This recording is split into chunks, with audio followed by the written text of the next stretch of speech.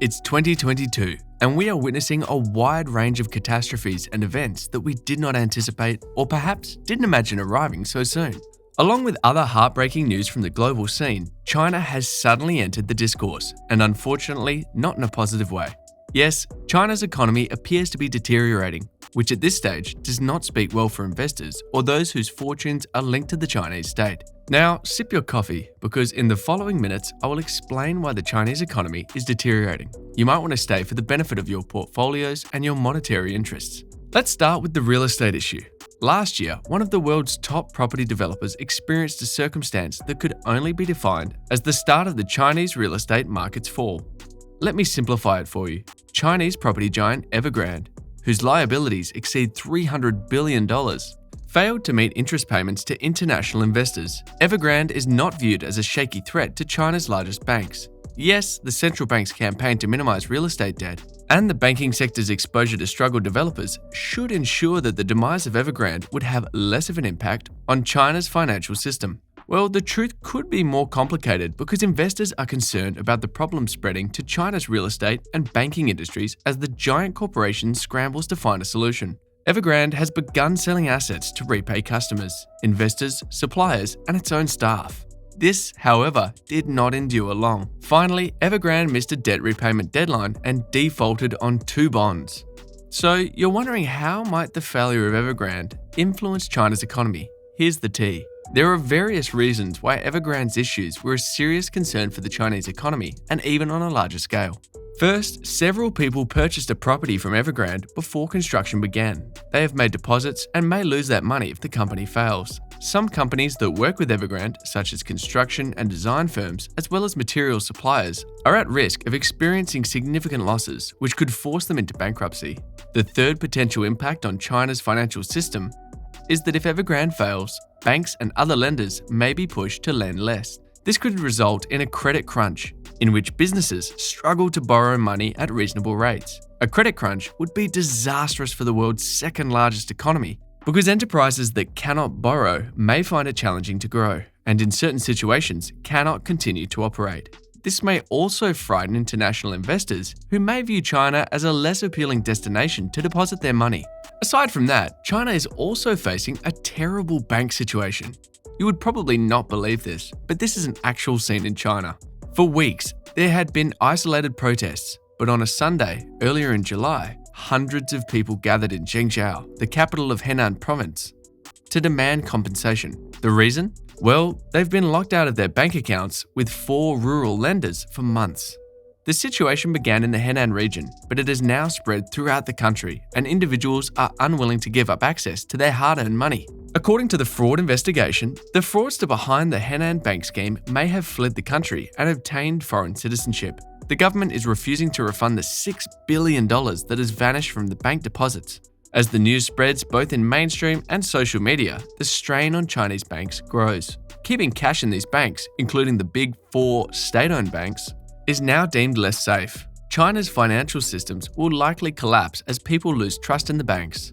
By the way, are you enjoying this video? Please give it a like and hit the subscribe button. If you like content about business, economy, and crypto, it really helps me grow the channel. Now let's get back to the bank issue. This might have far-reaching consequences for its economy and the global economy. With that, these banks contributed to social instability, protests, and public agitation. This is expected to have ramifications beyond the country's financial industry as part of a financial crackdown that has led repercussions throughout the world's second largest economy.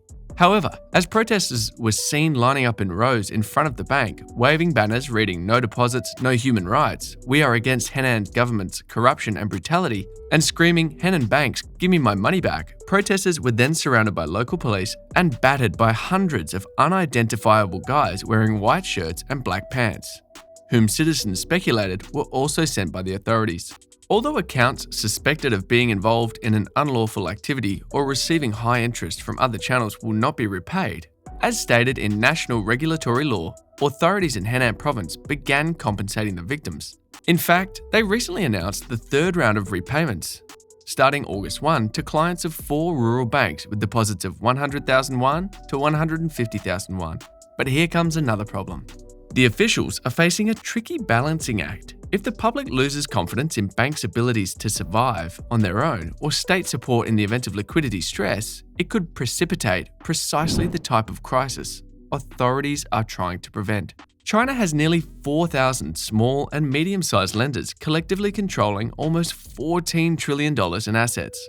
But confidence in these banks has weakened since 2019 when the government seized a lender for the first time since 1998 and imposed losses on some creditors.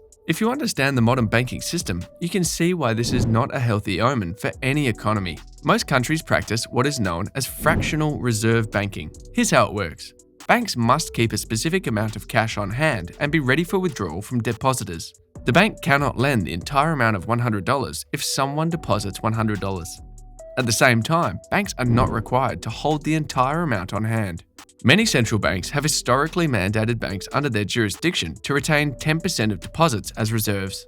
This requirement is imposed by the Federal Reserve in the United States and is one of the central bank's tools for implementing monetary policy. Increasing the reserve requirement drains money from the economy, whereas decreasing the reserve requirement replenishes it. The velocity of money is the primary benefit of fractional reserve banking to an economy as a whole. In other words, this system facilitates funds transfer from one individual or entity to another. Money flow is required for a healthy and vibrant economy. Another critical reason why China's economy may deteriorate further than it is already is due to the lockdown.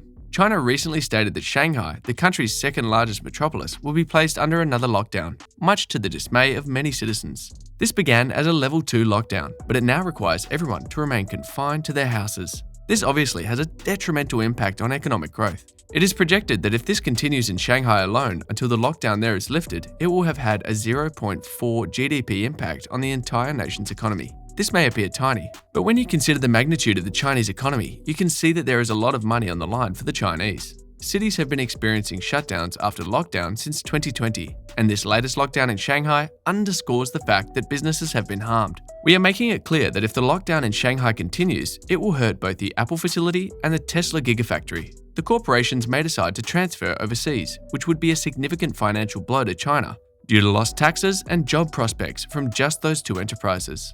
Last but not least, supply chain concerns that were always a problem and are currently being addressed will be a problem following the shutdown of such a large city. With a population of nearly 30 million people, the reality is that China is in serious trouble, far more than many would like to recognize right now. With all the issues mentioned above, it is clear that it will not take much more to destabilize the economy. I suppose it's just a matter of time before China reacts to this and whether or not their economy will collapse under the weight of all these problems. But knowing China, do you also think that the financial crisis is waving at them? Let me know in the comment section below. If you learned something new from today's video, click the subscribe button and hit the bell icon to be the first to see my next video. I make deep dives like this every week where I uncover the secrets of money and business.